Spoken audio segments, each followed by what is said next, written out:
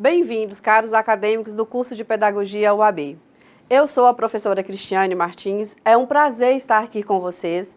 Vou trabalhar com vocês a disciplina Filosofia da Educação. Bom, vou me apresentar a vocês. Sou graduada em Filosofia e tenho especialização em Tecnologias da Educação, ambos pela Unimontes, mestrado em Ciências da Religião pela PUC São Paulo. Trabalhei há mais de 10 anos no ensino superior, na Unimontes. Trabalhei em cursos de pós-graduação, onde também tive a oportunidade de coordenar um campus e um curso de graduação. Também atuei como docente em pós-graduação nas faculdades Santo Agostinho, a FASA. Atualmente, sou professora efetiva da Secretaria de Educação do Estado de Minas Gerais. Sou palestrante e atuo em cursos de capacitações para professores no uso de tecnologias em sala de aula. Sou autora do livro Cura Espiritual, a experiência dos não espíritas no nosso lar, o resultado do meu mestrado. Bom, esse aqui é o meu livro e eu tive a oportunidade de poder lançar o livro, que é o resultado da minha dissertação, que é Cura Espiritual, a experiência dos não espíritas no nosso lar. É um trabalho muito interessante. Vamos começar?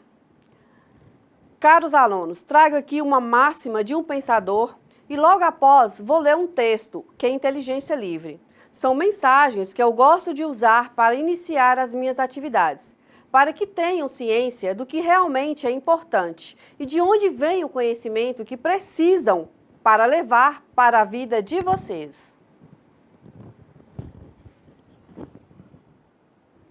Não se pode ensinar nada ao homem, pode-se apenas ajudá-lo a encontrar a resposta dentro dele mesmo.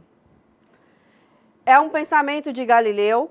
Galileu foi um filósofo da Idade Média e foi com ele que nós tivemos a ruptura entre a filosofia e a ciência, porque até então tudo era só filosofia.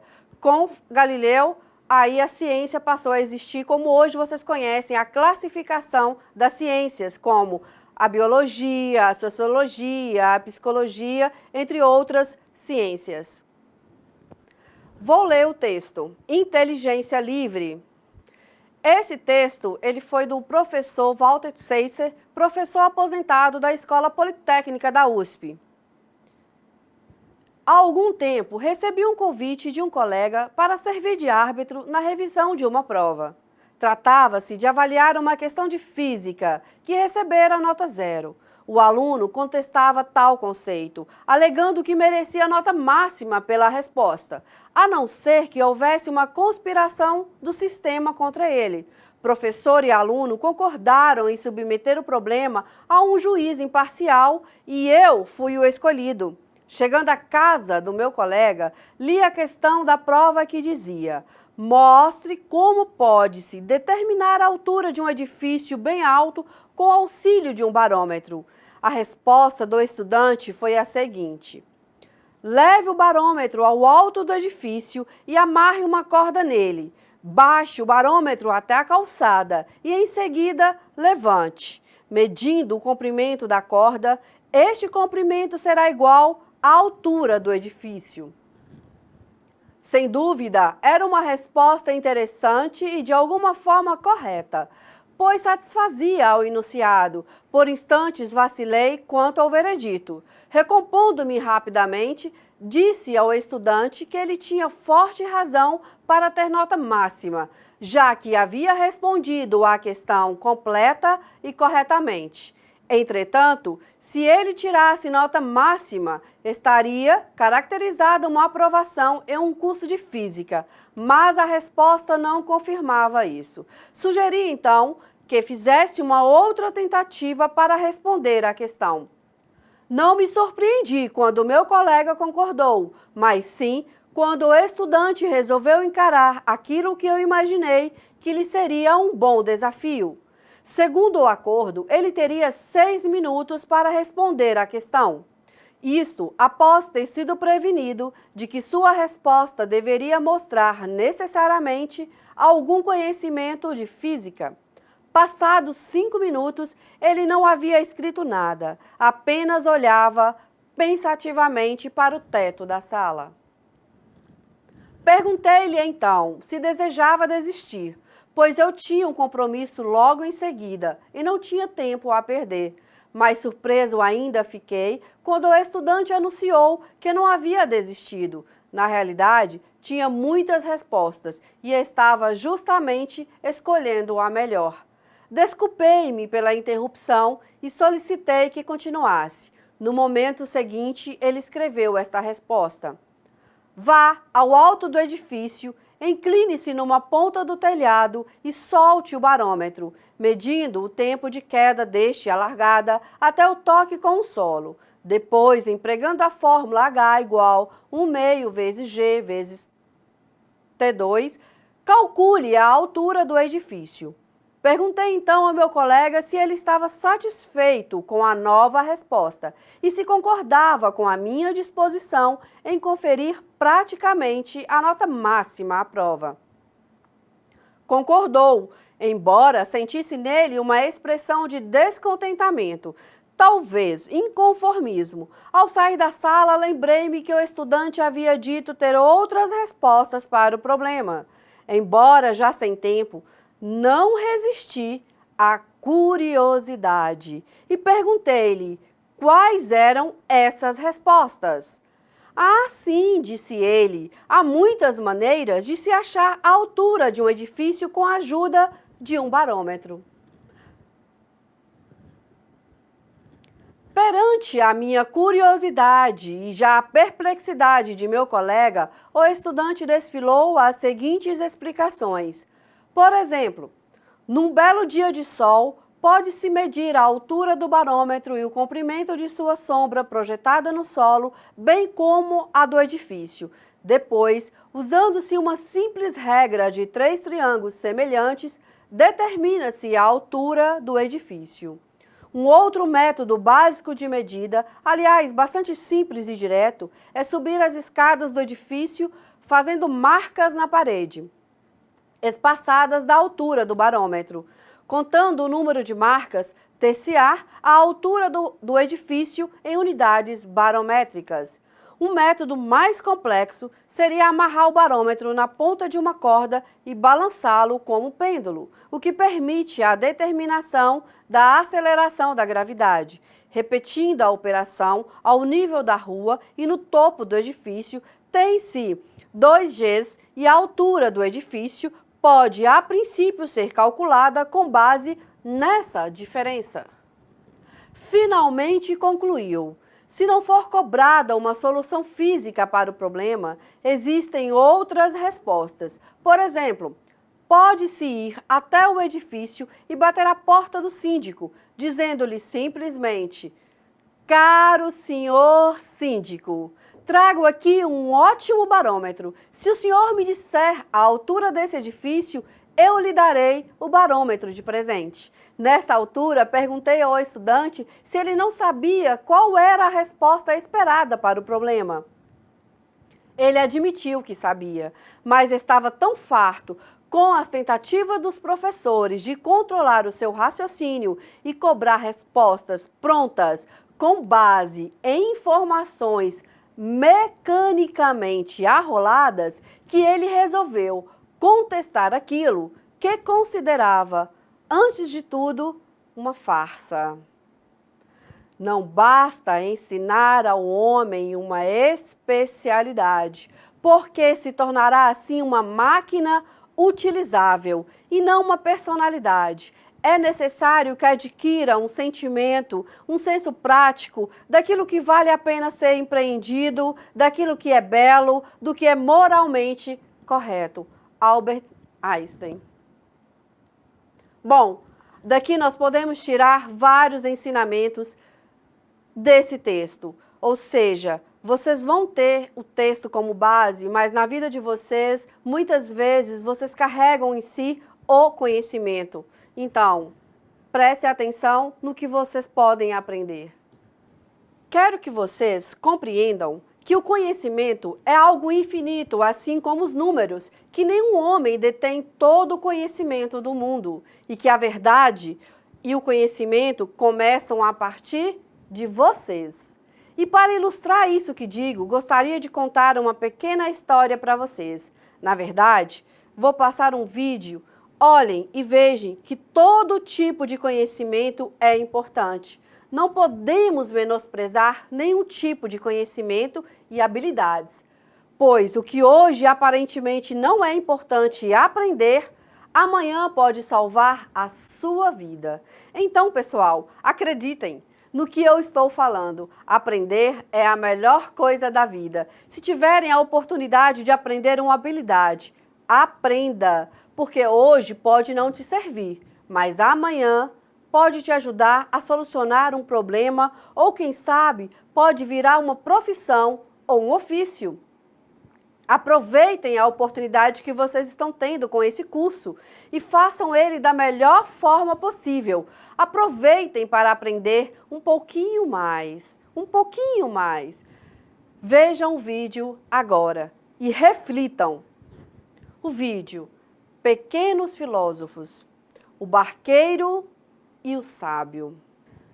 Bom, agora que vocês tiveram a oportunidade de ver o filme, essa historinha, eu quero falar para vocês que o conhecimento ele é algo infinito. Então, há algum momento da nossa vida que até mesmo aquelas pessoas que aparentemente não têm tanto saber científico, eles podem sim ter um conhecimento que pode salvar a vida. Então, muitas vezes a gente foca só no conhecimento científico e esquece dos outros conhecimentos.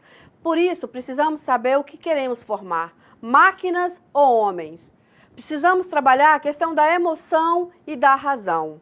Porque o homem ele não é formado só da racionalidade, mas sim também da sua emoção. E aqui no slide nós podemos ver nessa imagem o lado esquerdo e o lado direito. A importância que nós temos da junção e do equilíbrio entre a emoção e a razão, que vai dar esse suporte para nós, seres humanos. Então foquem nisso que vocês vão poder trabalhar melhor a vida de vocês. Então não vamos focar só na questão da emoção, nem só na questão da razão. Precisamos trabalhar os dois lados do cérebro, tanto a razão como a emoção. Platão já dizia isso. Devemos trabalhar os dois lados e, se possível, poder escrever com as duas mãos, né? Tanto a mão direita como a mão esquerda. Assim, exercitamos o nosso cérebro. Bom, vamos seguir. Coloquei aqui o ponto de interrogação. Quero começar a falar de filosofia, mostrando para vocês esse ponto de interrogação. Quero iniciar com ele e quero terminar a disciplina com ele. Se vocês terminarem essa disciplina sem o ponto de interrogação, então a aula não deu certo. Sabe por quê? Porque para a filosofia não importa as respostas, e sim as perguntas. Por isso, a participação de vocês nos fóruns de discussão será de grande importância para o desenvolvimento da nossa disciplina. Todo conhecimento surge a partir de uma reflexão, de uma dúvida, questionamentos. Por isso, peguem os seus blocos de anotações, cadernos, canetas, lápis e vamos viajar nesse mundo fantástico chamado filosofia. Bem, quero avisar que não estou aqui para ensinar filosofia, uma vez que não é possível ensinar filosofia, mas estou aqui para ensinar vocês a arte de filosofar. Nesse caso, vamos compreender o que a filosofia trouxe para a educação ou o que a educação fez com o uso da filosofia em sua prática, ou o que você pode fazer com a filosofia na sua vida. Bom, uma coisa é certa. A partir de agora, vocês não serão mais os mesmos. Vou apresentar agora o nosso plano de curso. Nosso plano de ensino. O curso é pedagogia, o período que vocês vão estar lecionando, que vão estar na nossa aula, que vai ser o período de 8 de janeiro a 16 de fevereiro de 2018. Bom, a disciplina Filosofia da Educação, nome, professor, carga horária serão 60 horas. Bom, gente, a nossa ementa, vamos ver. As origens e a evolução da filosofia numa perspectiva educacional, enfatizando a problemática do ser, o realismo e o idealismo na concepção dos principais teóricos clássicos que os fundamentaram e as concepções históricas do homem e do conhecimento, bem como as correntes contemporâneas, a ética, a estética e a política numa perspectiva filosófica. Vamos tentar fazer um trabalho aí que possa abarcar todas essas teorias, esses conceitos.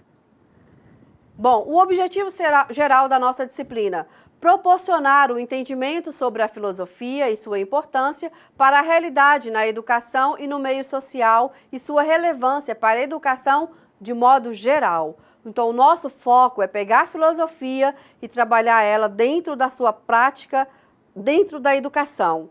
Então, o que a gente puder fazer para poder levar isso, para que vocês possam sair do curso de pedagogia e levar isso para a prática de vocês, utilizando a filosofia.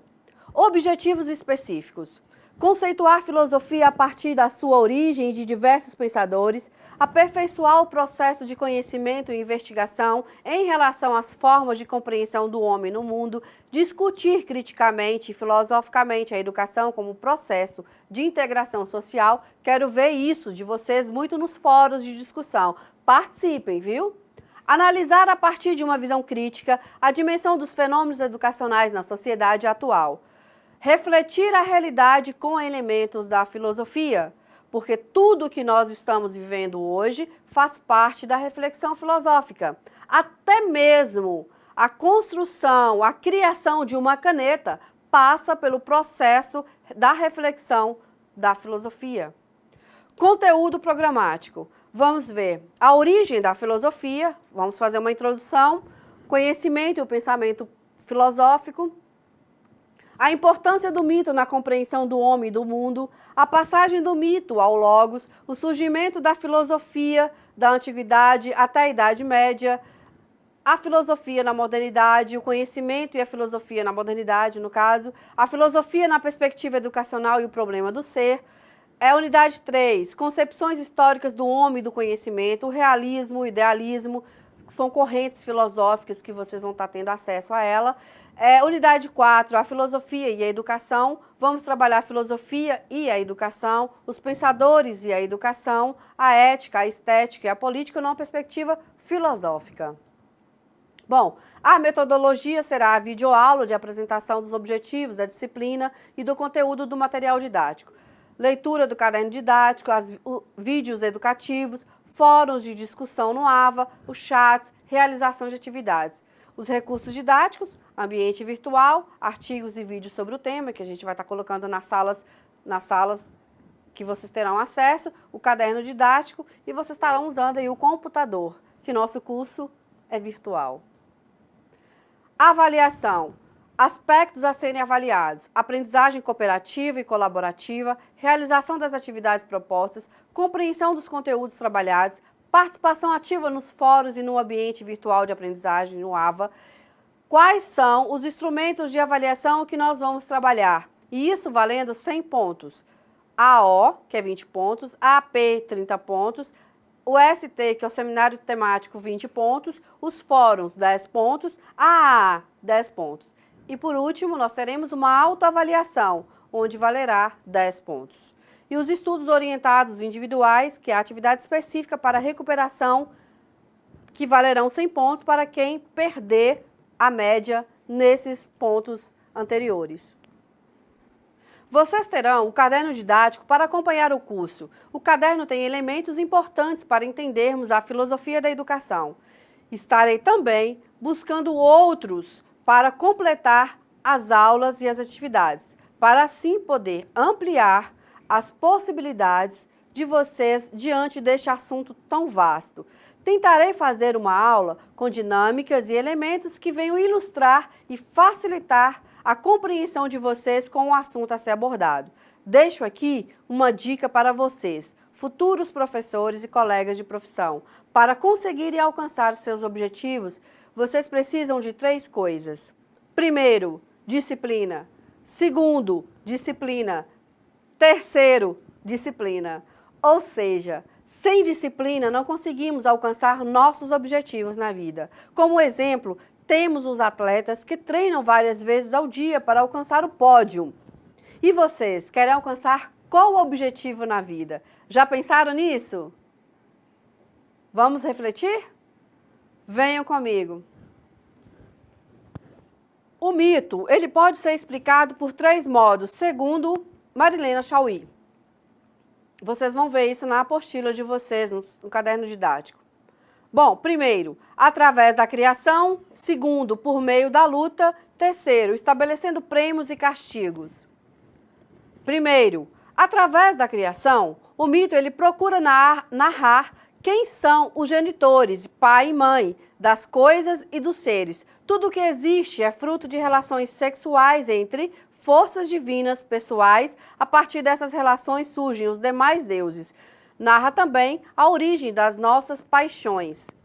Bom, eu agora vou contar um pouco para vocês o mito de Hesíodo. Hesíodo ele contribuiu para a formação do povo grego e falou sobre o surgimento dos deuses e do mundo. Então vamos lá, o mundo dos deuses.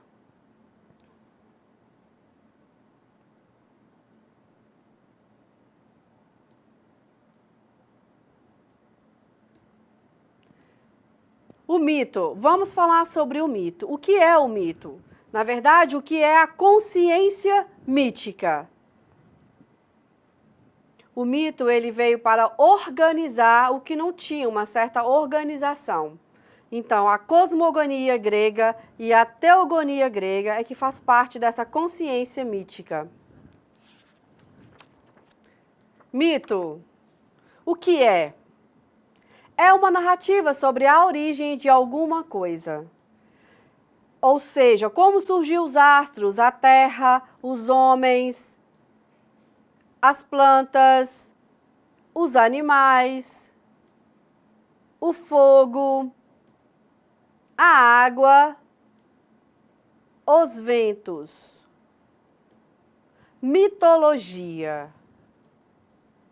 A mitologia é um conjunto de lendas e mitos de um povo. É o estudo deste conjunto. Então, a mitologia é o que estuda e é o que fala sobre os mitos de um povo. O que é realmente o mito? O mito é um verbo, é contar, é narrar aos outros alguma coisa, alguma história. Bom, e quem fazia a contação dos mitos eram os poetas. E os mais antigos que se conheciam era, por exemplo, Sófocles. Ele falava sobre o teatro e ele escreveu um dos grandes contos que é sobre a vida de Édipo, que é usado dentro da psicologia por Freud, que fala sobre o complexo de Édipo. Quem escreveu foi o Sófocles. Nós temos outros poetas, o Homero, que escreveu a Ilíada e a Odisseia. A Ilíada é a guerra de Troia. A Odisseia é o retorno de Ulisses à cidade de Ítaca. E essa obra, na verdade, foi a base da educação grega. Foi com ele que o povo grego se formou. Temos também o Píndaro. O Píndaro, ele falava sobre poesias, e ele que lia grandes poesias nos banquetes para os grandes vencedores dos Jogos Olímpicos. Nós temos também o Esquilo, que fazia peças de teatros, né, e falava sobre a justiça na cidade de Atenas. Então, os poetas é que falavam e narravam para os outros as histórias. Então, vamos lá. O que é cosmogonia? Cosmo é o mundo ordenado, agonia é o nascer. Então, cosmogonia é justamente a organização, o nascimento do mundo ordenado a partir das forças geradoras, pai e mãe, que estão relacionadas com os deuses, com o divino. A teogonia é teo é coisa divina, gonia, vocês já viram, é nascer. Então, é o nascimento, teogonia, nascimento das coisas divinas, ou seja, a origem dos próprios deuses, a partir de seus pais e antepassados. Bom, surge o caos, surge a terra. para dar sentido o que não tinha sentido. Surge a Mãe Gaia. O palco da maravilha e misérias do homem, a terra. Surge aí também a noite, a treva profunda. Surge o Érabo, abaixo de Gaia. Vai surgir também Urano, criação de Gaia, gerou sozinha seu primogênito, o céu estrelado capaz de cobri-la inteira. Depois vai surgir o éter, a luz, o dia, a luz para os mortais. À noite gera-se, então, a luz. A partir de então, todas as forças se uniram, fazendo surgir a maior de todas, o amor universal. Todas as coisas que começaram a surgir agora vão surgir a partir do Eros, do amor universal. Os gregos, eles eram politeístas e acreditavam em vários deuses. Então, a natureza surge através de Eros. Urano e Gaia, eles se casam. Tiveram muitos filhos. Cronos, aqui ó, na verdade, né? Gaia e Urano se casam, eles tiveram muitos filhos. Cronos, que é o tempo, titãs, ciclopes, monstros. Cronos, ele vai se revoltar contra o pai Urano, que para não mais fecundar a mãe Gaia, para que os irmãos também parem com as violências contra a mãe, porque Gaia estava criando vários filhos que estavam prejudicando a própria terra. Cronos, para evitar que a mãe continue gerando filhos e coisas ruins, vai castrar o pai. O pai, ele é imortal, ele não vai morrer, mas a vida vai mudar, porque Cronos vai assumir o lugar de Urano. O sangue de Urano vai gerar gigantes, ninfa das árvores e seres vingadores. Os testículos com sêmen vão cair no mar e vão nascer a deusa Afrodite, que é a deusa do amor e a deusa da beleza. Cronos vai casar com Reia, sua irmã.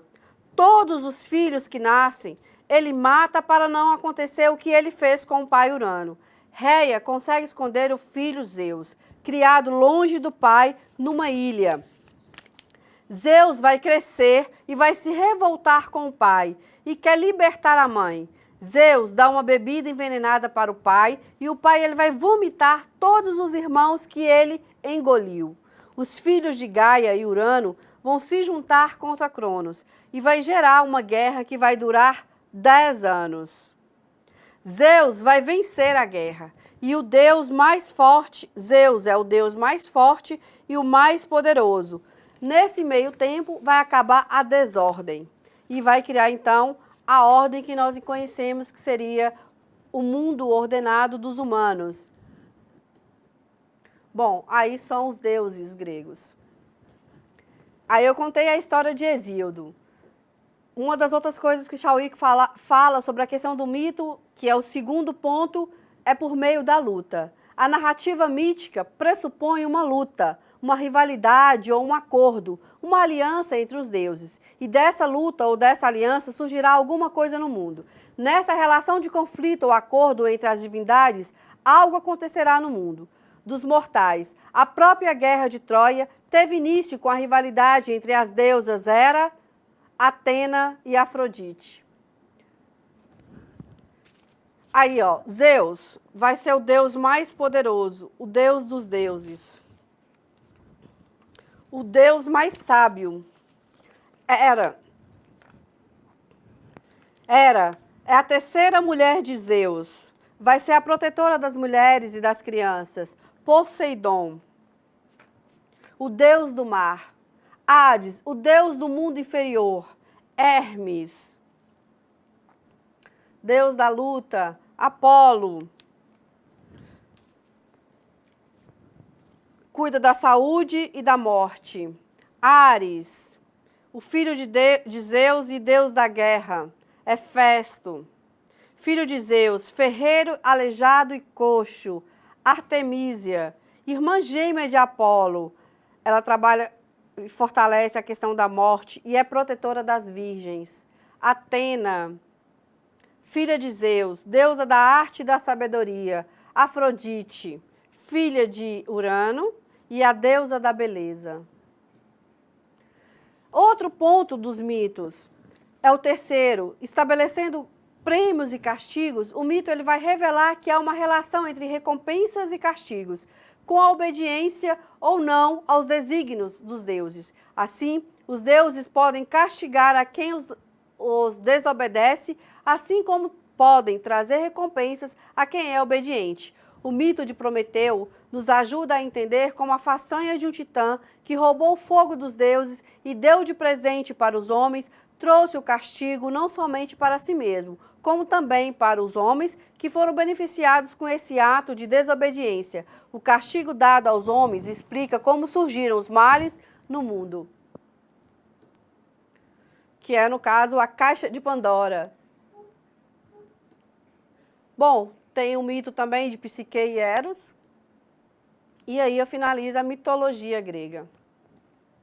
Vocês conheceram um pouquinho do mundo grego. A partir da mitologia grega, a primeira consciência que o homem teve, pois era essa a forma que eles tinham para explicar o surgimento das coisas e do mundo.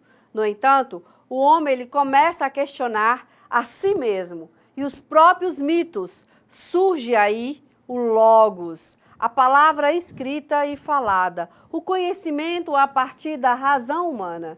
Agora vou continuar a aula com uma pergunta bem específica da disciplina. O que é filosofia? Alguém aí saberia me dizer como surgiu? Vou fazer uma dinâmica aqui com vocês. Eu trouxe uma caixa vermelha e gostaria muito que vocês começassem a pensar o que poderia estar dentro. Quero saber o que representa para vocês a filosofia. Será que na caixa tem algo que pode representar a filosofia? Vamos investigar? O que tem dentro da caixa?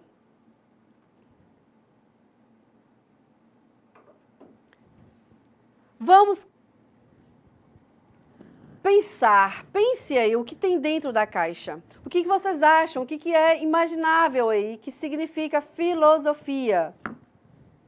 Bom, eu quis mostrar para vocês também um pouquinho da caixa de Pandora, mas não é a caixa de Pandora. Essa é uma caixinha surpresa para vocês saberem o que é filosofia. Então vamos lá? Dê uma pausa.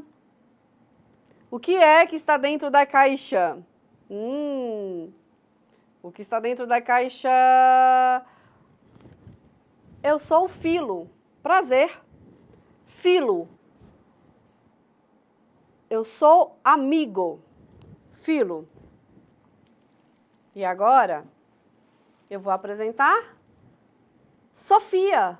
Eu sou Sofia. Sofia, sabedoria. Filosofia. Sofia. Filosofia.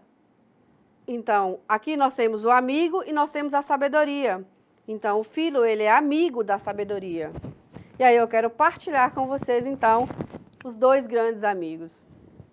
E a partir daqui que começa todo o conhecimento, toda a filosofia do mundo ocidental. É a partir da filosofia que o homem aprende a pensar com a razão e não mais com os mitos. Essa dinâmica serviu para mostrar o significado do termo filosofia, que é um estudo que busca compreender os mistérios da existência e da realidade. Ela tenta descobrir a natureza da verdade e do conhecimento para encontrar o que é fundamental e importante para a vida.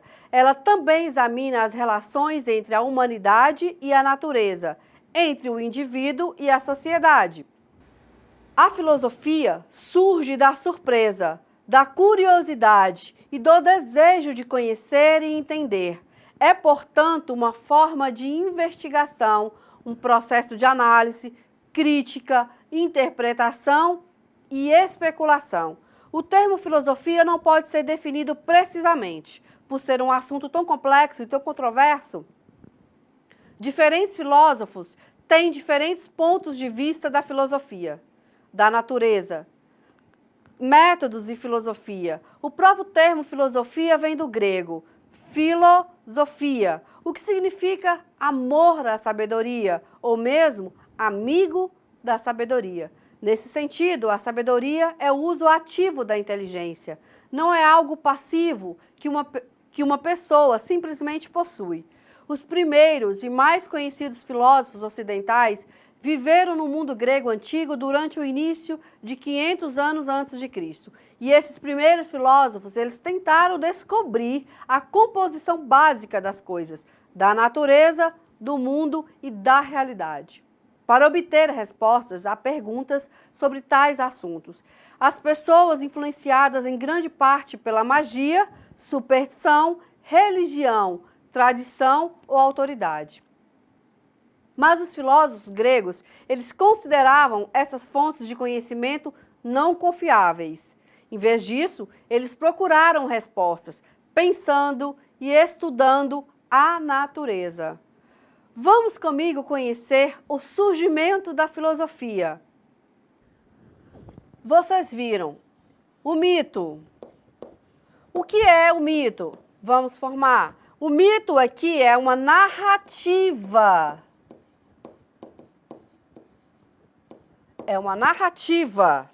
O mito é a palavra falada. Depois do mito, quando o homem mais não quis encontrar as respostas no mito e que teve a necessidade de buscar as respostas mais precisas, porque eles já não estavam acreditando que o mito pudesse falar tudo, veio o quê? O Logos. Também palavra. Só que agora a palavra não é mais narrada, não é narrativa, a palavra agora é escrita.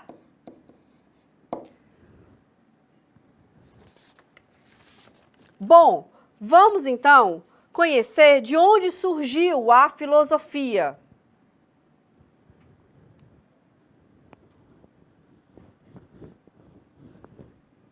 A filosofia, ela vem surgir da ágora. Ágora. Bom, o que será a ágora?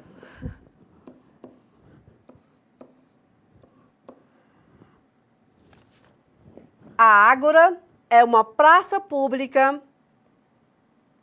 era onde acontecia o mercado, e aí, ao redor da ágora, começou a surgir a polis, que é a cidade-estado.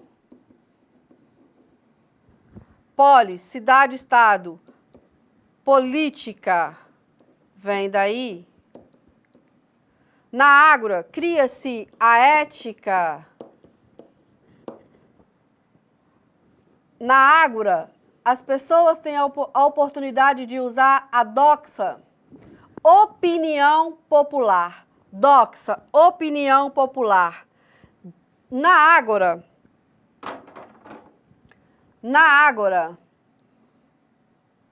existia e formava-se a eclesia. A eclesia é a assembleia pública. Também acontecia na ágora a questão dos cultos religiosos. E aqui na ágora que os grandes pensadores começaram a surgir. E aí veio a necessidade de buscar arque, princípio de todas as coisas. O primeiro a buscar o princípio de todas as coisas e não buscar mais nos mitos é Tales de Mileto, considerado um pré-socrático. Na verdade, os pré-socráticos, eles vieram antes de Sócrates, porque com Sócrates é onde a filosofia propriamente dita acontece. Bom, na ágora, Cria-se, então, a ética, que são as leis, e aí nós vamos perceber que aqui na Ágora é que vai surgir as leis, a moeda, a escrita, que até então não existia. Uma coisa importante, o ideal de justiça na Ágora, antes da Ágora, era um ideal de justiça privado. Por que privado? Porque quem detinha a justiça eram os reis. Eles tinham a justiça. Agora, o ideal de justiça passa a ser o quê? Público. Por quê? Porque tem a pólice. E quem vai comandar a pólice? A democracia.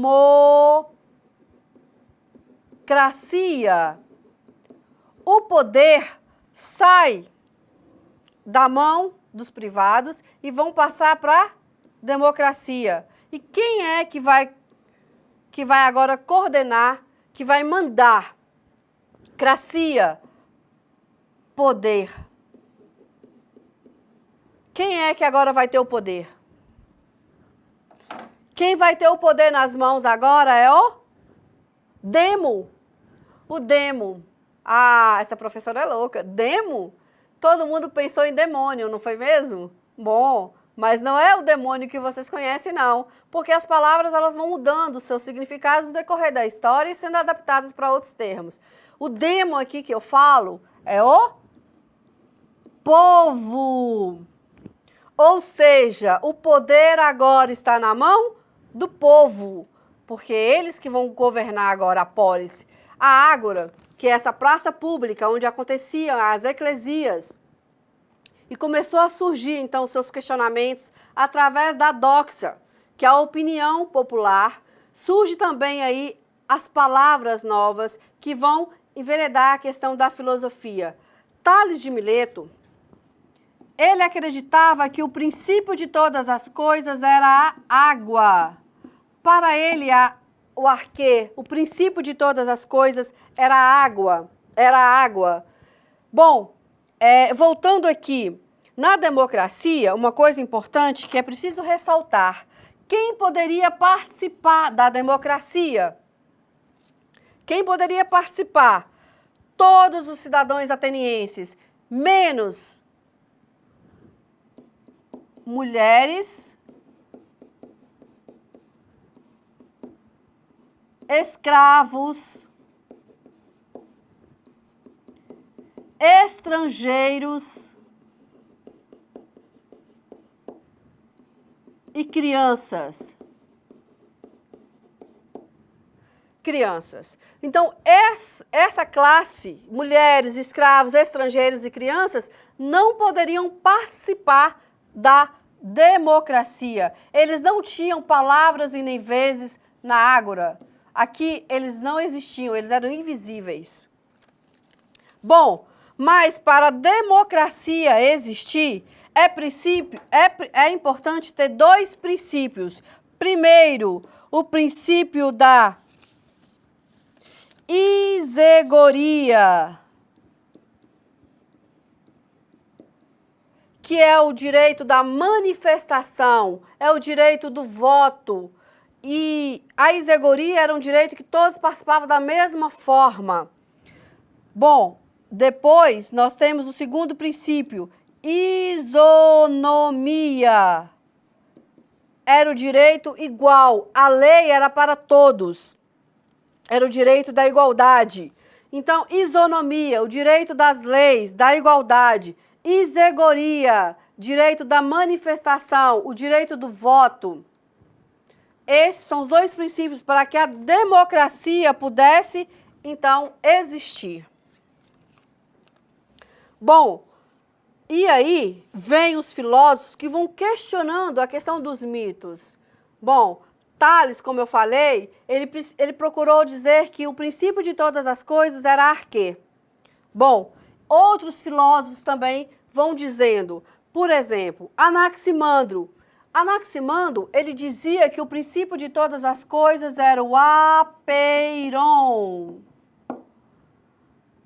Anaxímenes vai dizer que é o ar. Então, Anaximandro vai dizer que apeiron. Apeiron é o infinito. Então, o princípio de todas as coisas é o infinito, segundo Anaximandro. Anaxímenes vai falar que é o ar. Bom, mas aí vai surgir também Pitágoras, que vai dizer que é os números, o princípio de todas as coisas. Aí depois vem Parmênides, outro pré-socrático importante.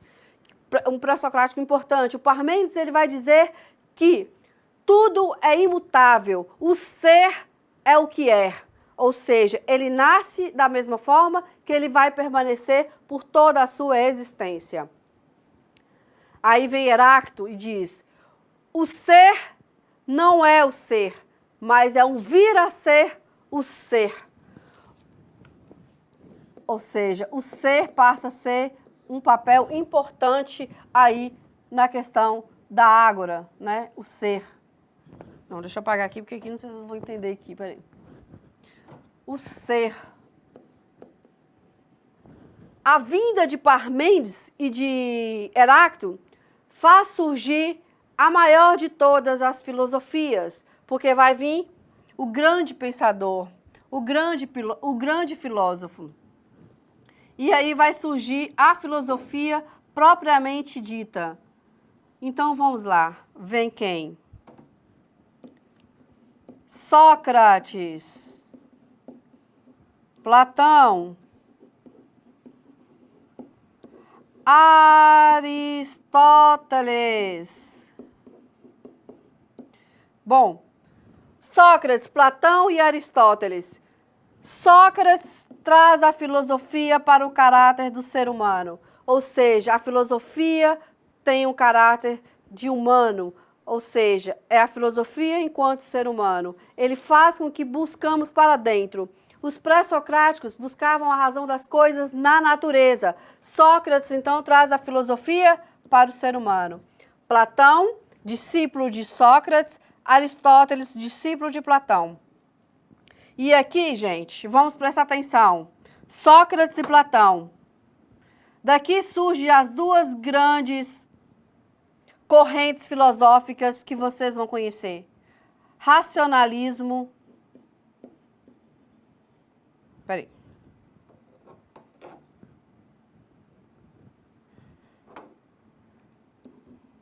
Racionalismo e o empirismo.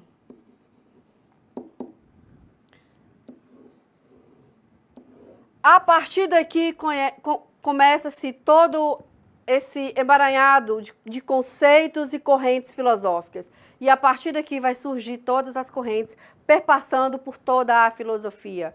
Então, esses dois aqui, ó, Platão e Aristóteles, dão base para toda a corrente filosófica até os dias atuais. Mas a filosofia propriamente dita, ela vai chegar com Sócrates. Bom, é isso.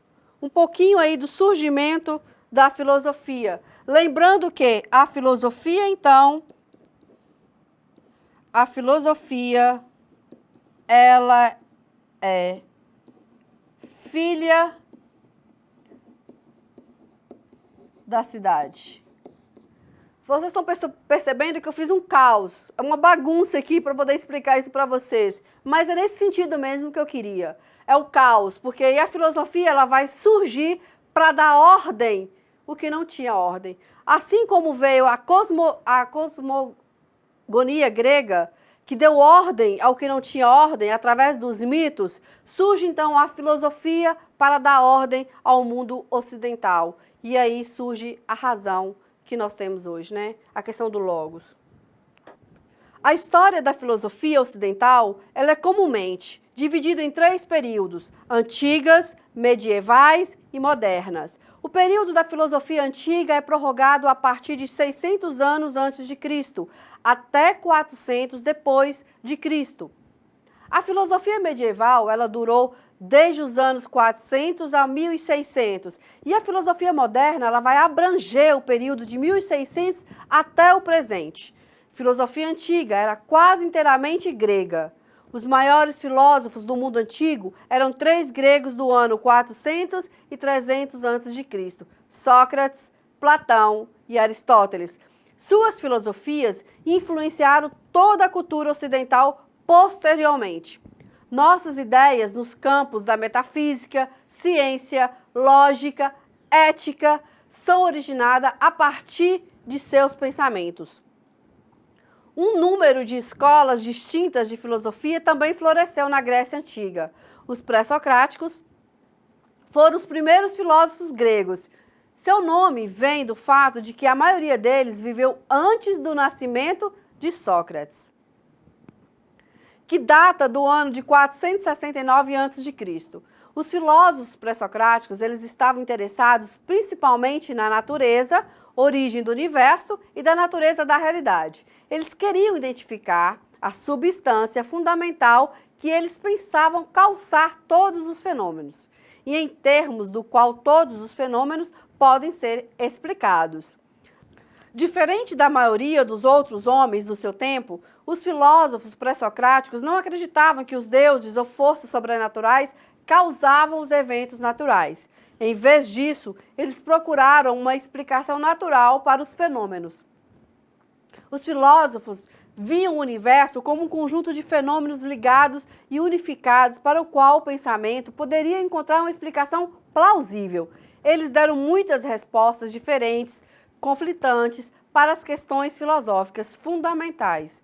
No entanto, a importância dos pré-socráticos não está na verdade de suas respostas, mas no fato de que eles examinaram as perguntas em primeiro lugar.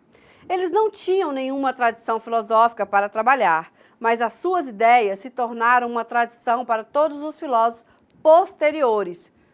Sócrates não deixou nada escrito, mas ele estava constantemente envolvido em uma discussão filosófica. Nosso conhecimento de suas ideias e métodos vem principalmente de diálogos escritos por seu aluno Platão. Na maior parte dos diálogos, Sócrates aparece como o personagem principal, que lidera e desenvolve o processo de investigação. Sócrates viveu em Atenas e ensinando nas ruas, lugar de mercado e ginásios. Ele ensinou pelo método de pergunta e resposta. Sócrates tentou obter uma definição ou visão precisa de alguma ideia abstrata, como conhecimento, a virtude, a justiça ou a sabedoria. Ele constantemente perguntava o que você quer dizer. E como você sabe? Este procedimento chamado o método socrático tornou-se o modelo para métodos filosóficos, que enfatizam debate e discussão. Sócrates queria substituir opiniões vagas com ideias claras. Ele muitas vezes questionava atenienses importantes, que expuseram suas reivindicações vazias para o conhecimento e a sabedoria. Essa prática fez muitos inimigos, e ele foi condenado à morte, como um perigo para o Estado. Assim, ele se tornou um símbolo da filosofia, perseguindo um argumento até chegar à verdade, não importando a que custo. Platão acreditava que não podemos ganhar o conhecimento das coisas através de nossos sentidos, porque os objetos da percepção sensorial são fugazes e em constante mudança. Platão afirmou que possamos ter conhecimento genuíno só de coisas imutáveis, como a verdade, a beleza e a bondade, que são conhecidos pela mente. Ele chamou as coisas tais ideias ou formas. Platão ensinou que apenas ideias são reais e que todas as outras coisas que apenas refletem ideias. Essa visão se tornou conhecida como idealismo. Segundo Platão, a ideia mais importante é a ideia do bem. Conhecimento do bem é o objeto de toda a investigação, uma meta para a qual todas as outras coisas são subordinadas. Platão afirmou que a melhor vida que se pode obter é a contemplação das verdades eternas. No entanto, ele acreditava que as pessoas que tenham atingido esse estado devem retornar ao mundo da vida cotidiana e usar suas habilidades e conhecimentos para servir à humanidade. Platão também acreditava que a alma é imortal e que apenas o corpo parece na morte. Suas ideias contribuíram para pontos de vista sobre o corpo, a alma e as coisas eternas. Ideias essas desenvolvidas mais tarde na teologia cristã. Aristóteles, o grande discípulo de Platão, escreveu sobre quase todos os assuntos conhecidos de sua época. Ele inventou a ideia de uma ciência e de ciências separadas, cada uma com princípios distintos e lidando com assuntos diferentes. Ele escreveu sobre temas como a física, a astronomia, a psicologia, biologia, fisiologia, a anatomia. Aristóteles também investigou o que ele chamou de filosofia primeira, mais tarde conhecida como metafísica. Ele criou o mais antigo sistema filosófico. Em sua filosofia, todos os ramos da investigação e do conhecimento são partes de algum sistema global e ligados pelos mesmos conceitos e princípios. Aristóteles acreditava que todas as coisas da natureza têm algum propósito. De acordo com a sua filosofia, a natureza de cada coisa ela é determinada por sua finalidade. E todas as coisas buscam preencher suas naturezas, realizando esses fins. O método básico de Aristóteles de investigação constituiu em partir do que sabemos ou pensamos que sabemos, e em seguida perguntar como, o que e por quê. Em sua metafísica, ele desenvolveu a ideia de uma causa primeira, o que em si não foi causada por qualquer coisa, como a explicação definitiva da existência. Teólogos cristãos mais tarde adotaram essa ideia como argumento fundamental para a existência de Deus. Aristóteles ensinou que todos visam algum bem. Ele disse que a felicidade não está no prazer, mas na atividade virtuosa. Por atividade virtuosa, ele quis dizer se comportando de acordo com uma medida entre os extremos. Por exemplo, a coragem é a medida entre o extremo da covardia e da imprudência. A maior felicidade de todos, Aristóteles acreditava, era o uso contemplativo da mente. O neoplatonismo era uma versão revivida de algumas das ideias de Platão, adaptada por Plotino, um grande filósofo que pôde ter nascido no Egito em 2200 anos depois de Cristo. O neoplatonismo ele tentou guiar o indivíduo em direção à unidade com Deus, que é o estado de bem-aventurança.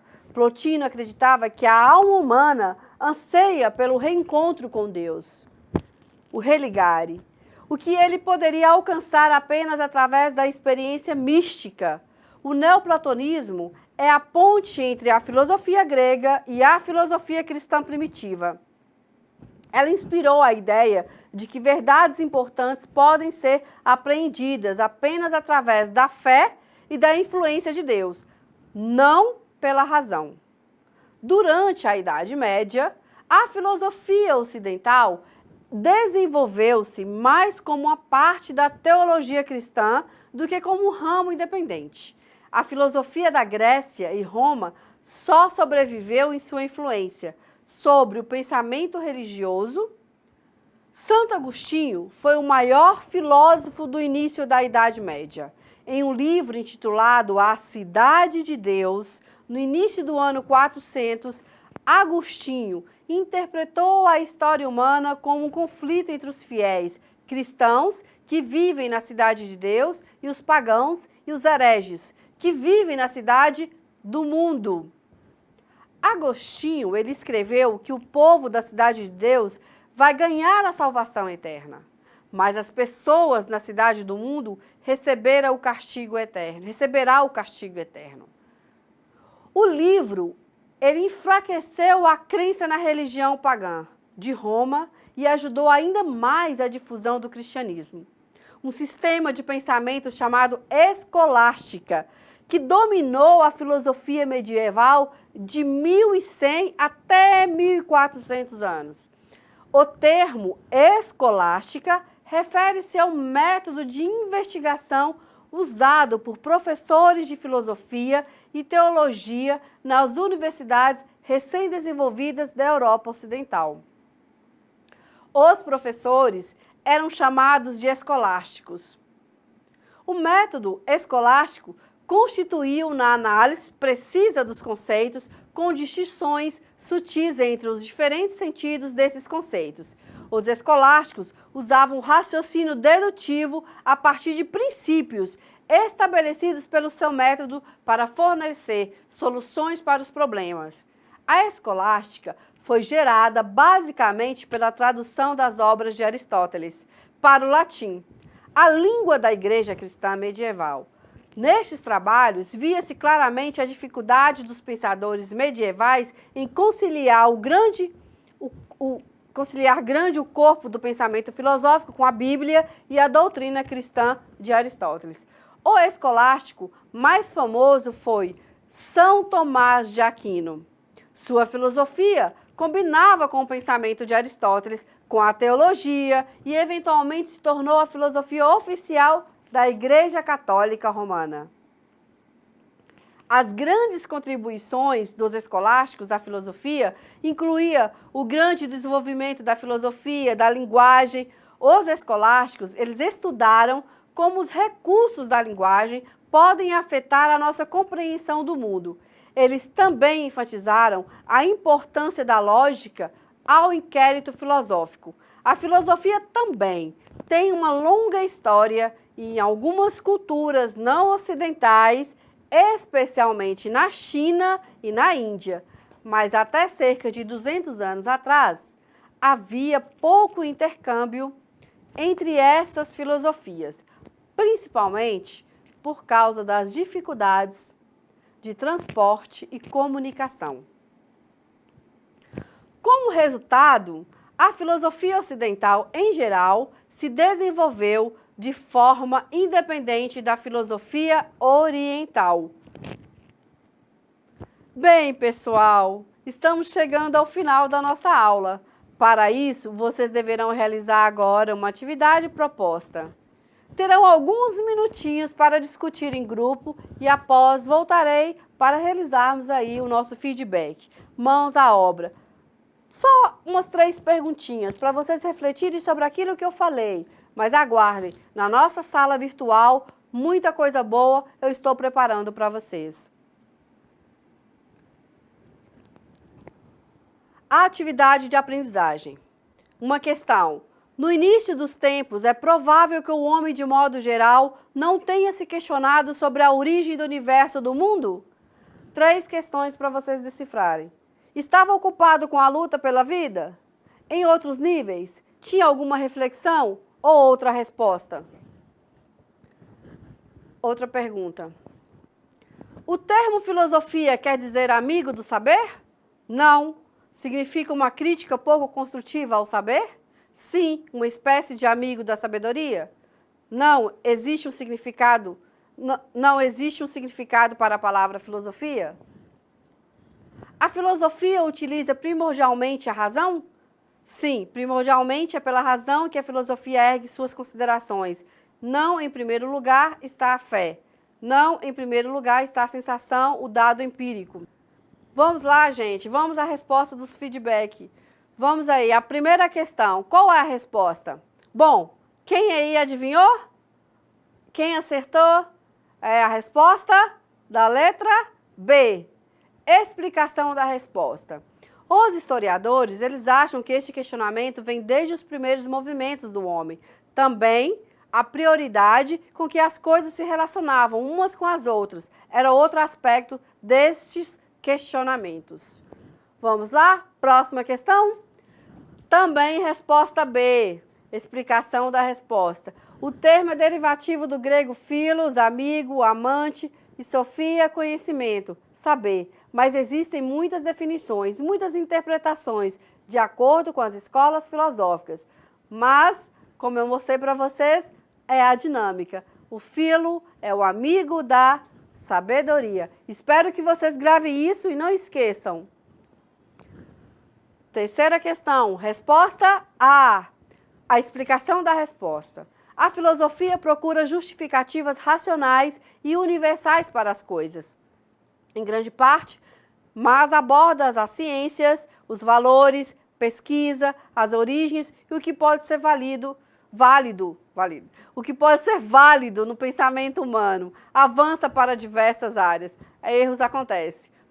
Bom, gente, é isso. Espero ter contribuído de alguma forma com com essa questão da filosofia. Como eu disse, eu comecei com uma interrogação e quero terminar com ela.